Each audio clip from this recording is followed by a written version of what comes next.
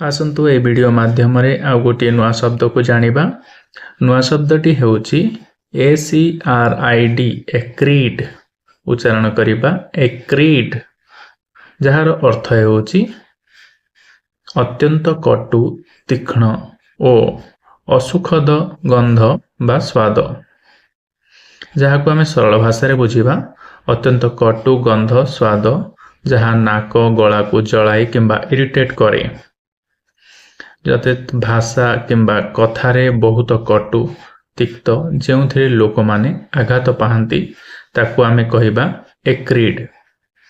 आसंतु किछि उदाहरण माध्यम रे एक्रीड शब्दर अर्थ को सरल भाषा रे बुझिबा। There was an acrid smell in the room माने कोठरीरु एक कटु गंध आसुथिला।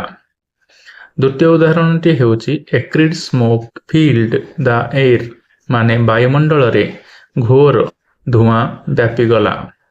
एभली वीडियो देखिबा पई चैनल को लाइक शेयर एंड सब्सक्राइब करंतु। धन्यवाद।